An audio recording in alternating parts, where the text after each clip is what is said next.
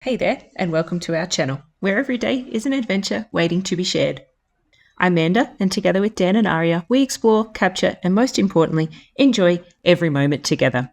Join us on this incredible journey around the globe. In this week's episode, we take you on a 3-day, 2-night cruise of Ha Long Bay. We explore the stunning scenery of this UNESCO World Heritage Site and enjoy some fun activities along the way. We bike through Viet Hai Village, kayak in Sua Van Floating Village and Trin New area, where we see the local fishermen and their way of life. And finally, we stop at Sung Sot Cave, a huge and impressive cave with many chambers and formations. Then let the journey begin. Good morning from somewhere east of Hanoi. We're like halfway between Hanoi and Haiphong, which is where the Ha Long Bay cruise, I believe, leaves from. That area, coast anyway. You need coast for a cruise, right? So that's what we're up to today and for the next couple of days. So we will take you along a cruise of Ha Long Bay. We have actually booked quite an expensive one, just because we booked it before we got here. It was really recommended, so we'll see if it's worth the extra money. We'll let you know. So any of the details of what we've booked during that, I'll get Daniel to explain them or tell you.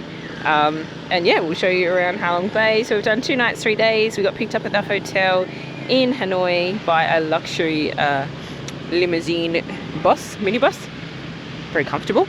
It's a 2-hour drive to where the cruise leaves from. It's now 10 o'clock, I believe, at 10:30. We've stopped at a halfway point for a toilet and coffee, drink, blah, blah, before we continue on. So I'm assuming we get there at about lunchtime. We get on the boat.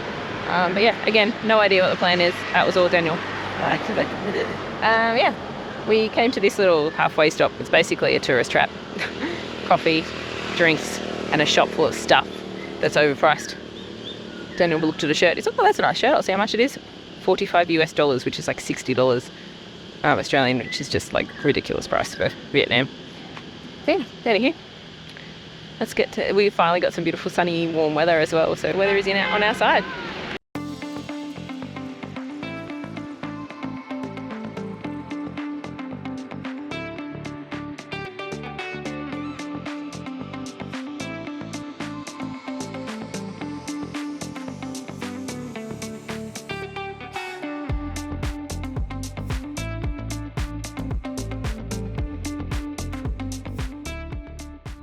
We were warmly welcomed aboard with traditional Vietnamese music before settling into our room and enjoying a delicious lunch as we sailed away from port.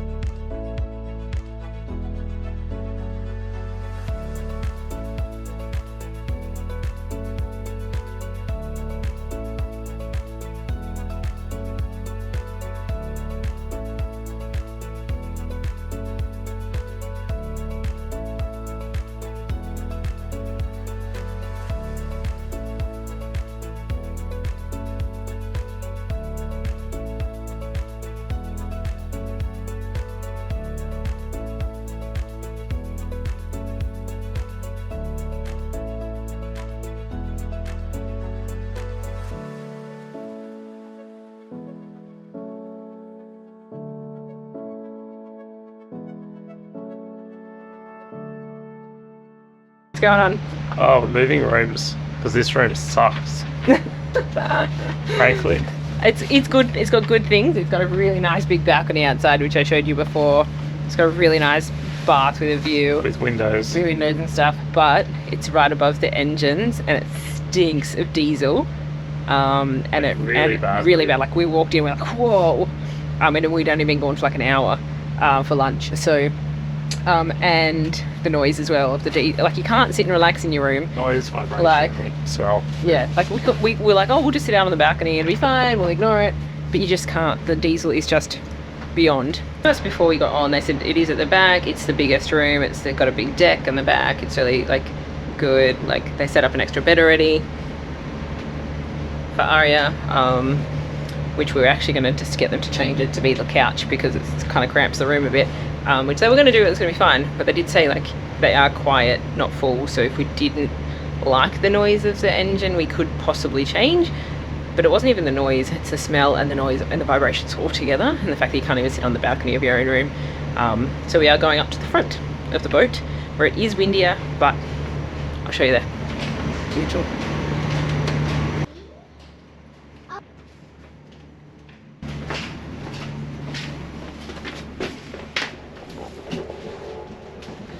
Alright. New room. This is the new room, yeah. Quiet, as you can hear, quiet. No vibration. Still, no smell. No smell. So that's the bed that Aria will have made into Aria's bed, which is fine. Our bed. And this is the bathroom.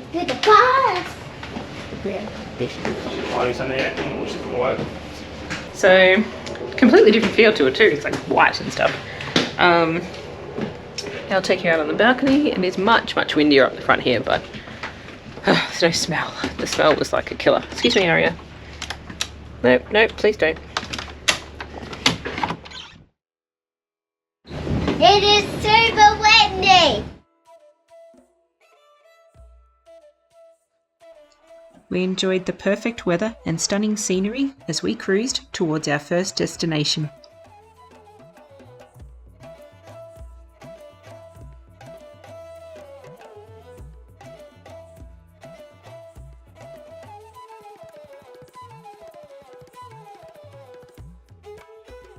Alright, we have arrived at...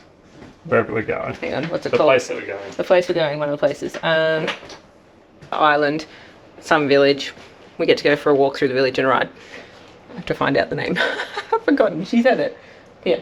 Anywho, I think Daniel just took the key, but we haven't locked the door.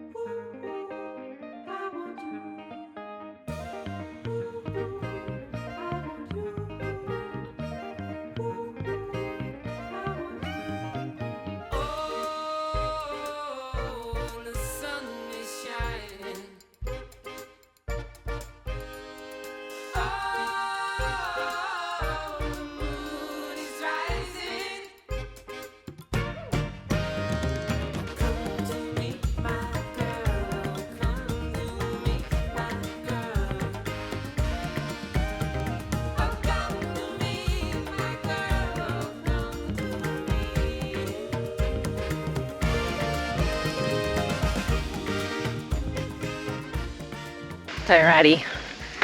It was a bit hectic there getting off the boat, but we are at Kayak Island. They give you bicycles to ride into the village, which is a 5-kilometre ride one way, up one steep hill and back down again. I think there's going to be there was 2 downhills, so there's going to be 2 hills on the way back, but that's okay.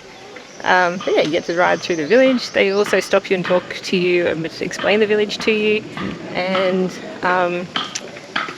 explain the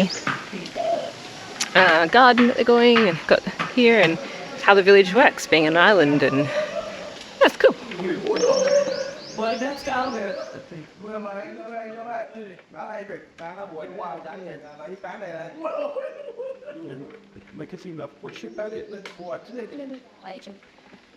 This is also where they filmed some of King Kong, the movie, because they liked the mountains with the valley of the grass. Pretty cool. I'm sure it helped the community out here as well.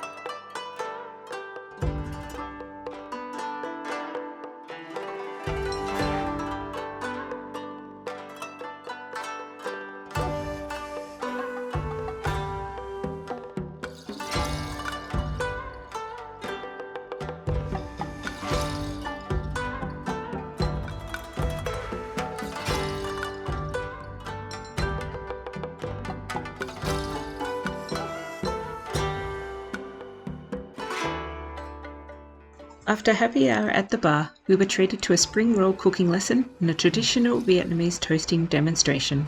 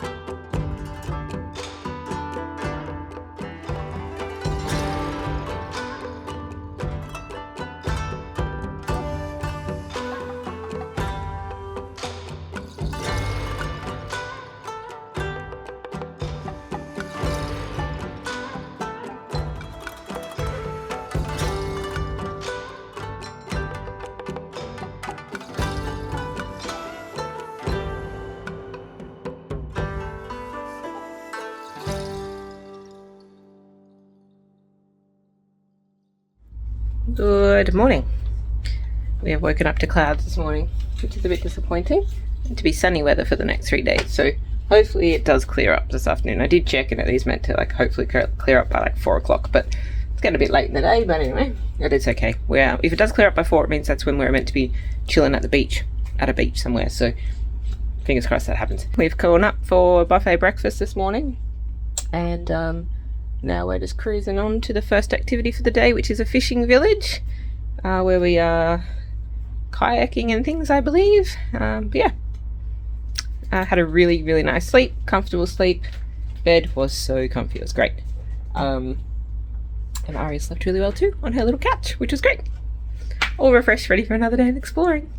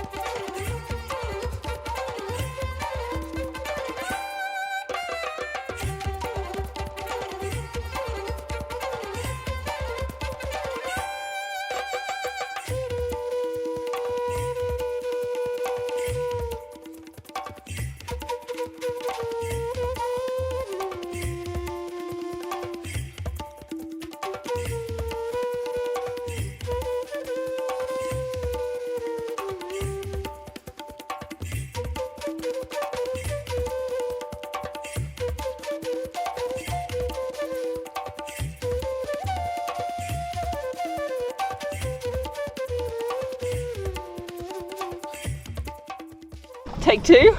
Yeah, well, they didn't put the plug in properly on our last kayak.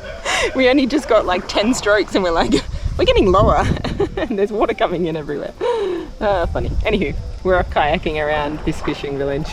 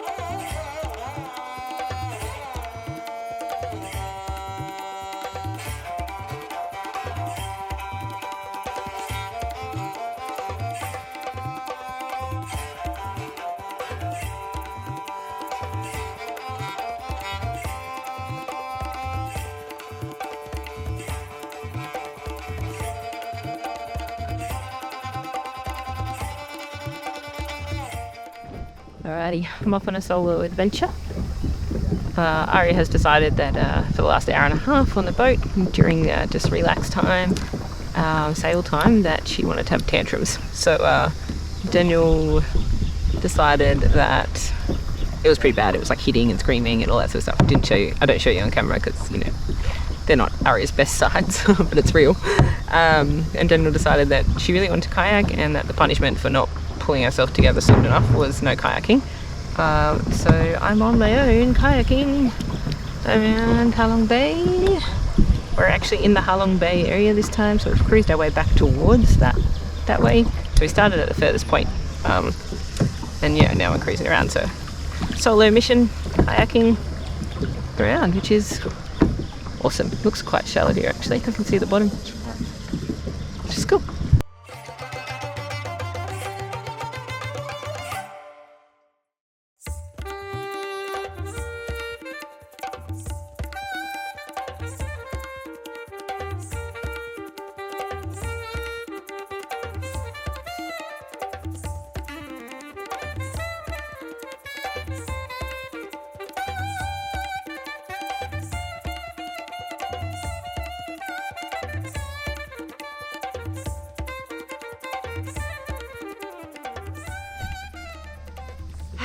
So, in the interest of keeping it real, which is what we do if you're new to our channel, something that's been bothering me for the last 24 hours, and that's the amount of rubbish. Everyone comes to Halong Bay and this amazing area, and it's absolutely beautiful, and I feel you must see it for yourself. It is stunning. There is nothing else like it that I have seen yet in my life, and it's one of those places that I think will show you a pretty good idea of it, but I really think it should be on everyone's kind of like overseas travel to-do list. The thing that people don't tell you about is the amount of rubbish. I came here thinking it's this UNESCO World Heritage really special place.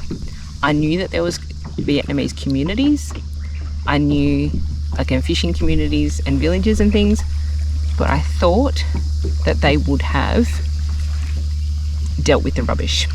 I would have thought that they wouldn't allow such a popular tourist spot to look like this.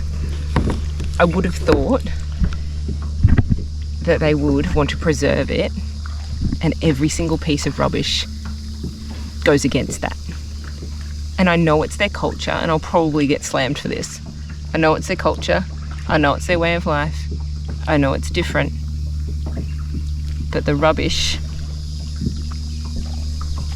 I don't think that's excusable. So every day I want to just go and pick up rubbish.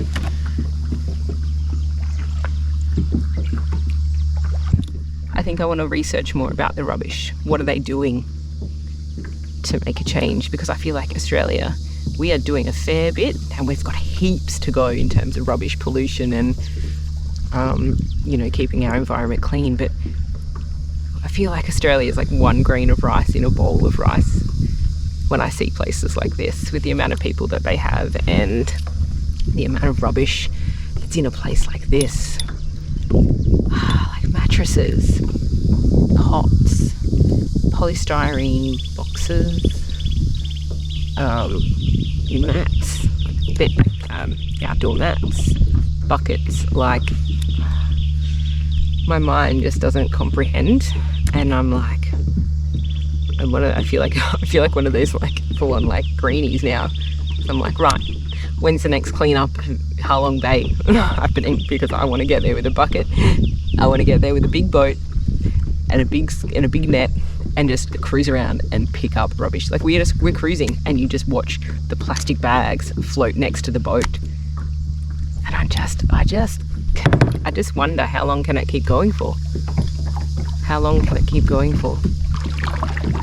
Makes me wonder.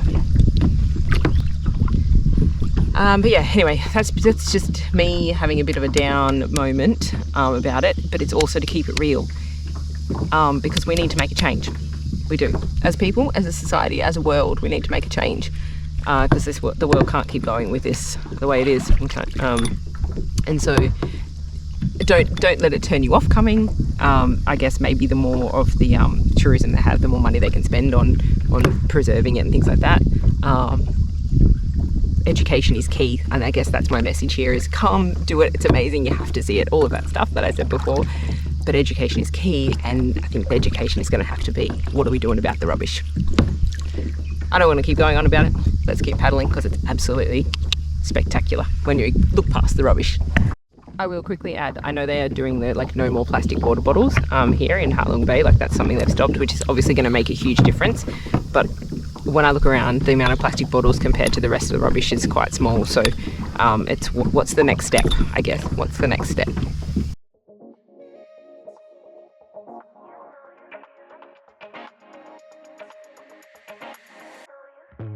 You're something beautiful, electric chemical. You take my breath away, feel my emotions push and pull.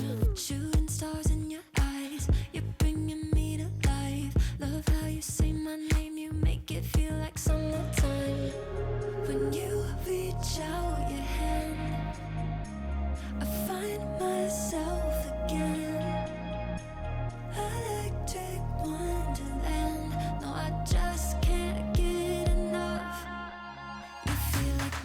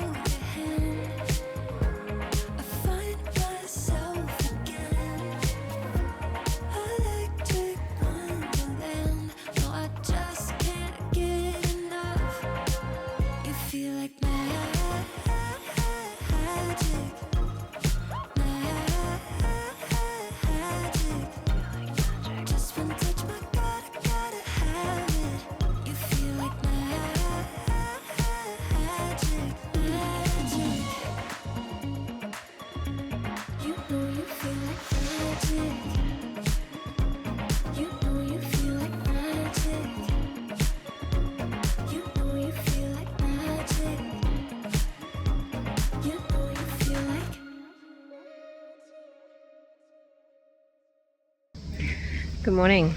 We are off early this morning, 7:30 this morning. We're already up, breakfast organised, and we are heading to the surprise cave.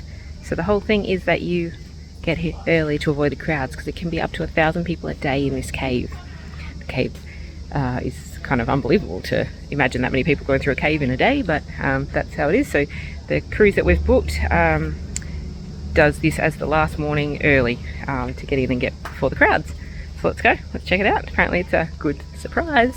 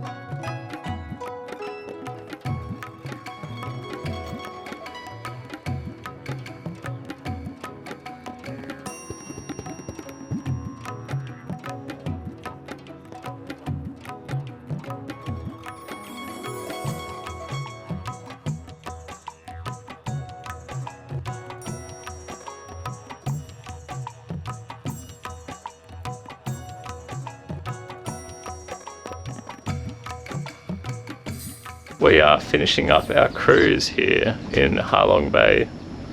This is the AUCO cruise with Bayer Cruise Lines, and we've enjoyed it. We've enjoyed it quite a lot. There's been some downsides, a few negatives, nothing major though. Most things have been positive, which is great. The cruise was $1,250 for the suite. Some things to consider. Drinks are quite expensive. They have filtered water on board, which is good, like cold filtered water with refillable bottles. And other drinks are charged, quite expensive, like probably almost triple the price that you pay at like a 7-Eleven or something. So quite expensive for soft drinks and stuff like that. I'm a bit torn about it, but anyway, it is what it is.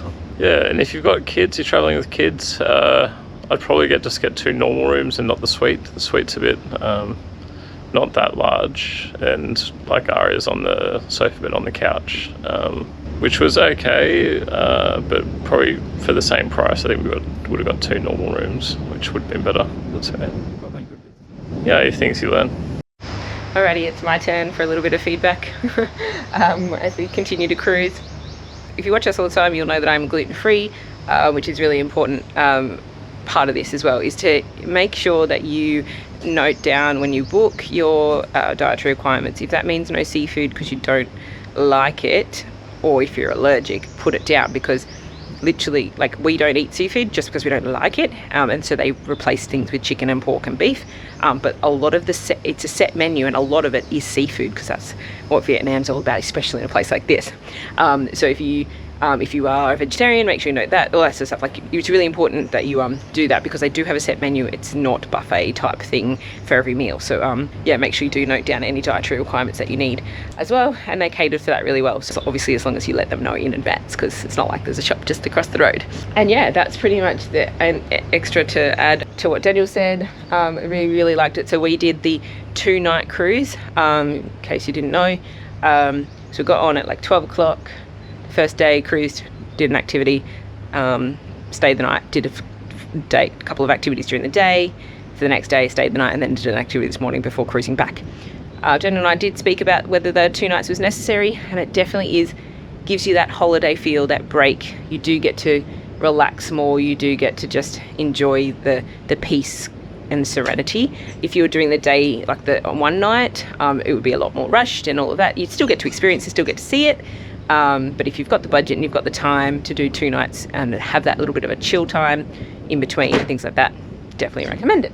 I guess the other thing is they picked us up from the hotel and they drop us back. It's all pre-organised with the booking as well, so you need that sort of stuff organised to make sure you do that as well. If there's anything you want to know that we haven't included, let us know, but we really enjoyed it. And it is absolutely beautiful, and you really, really should put this one on your list for whether you come to Vietnam and put it on your list, or whether Vietnam hasn't been on your list. Definitely put Vietnam on your list. I'm going to go and sit down and relax and enjoy the sail back in. Catch you in the next part.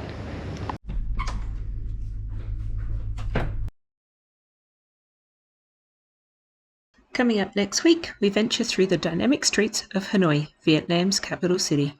We explore the historic citadel, experience the thrill of Train Street, enjoy the traditional art of water puppetry, and soak in the city lights from iconic sky bars. Subscribe now so you don't miss it. Thanks for watching. We'll see you soon.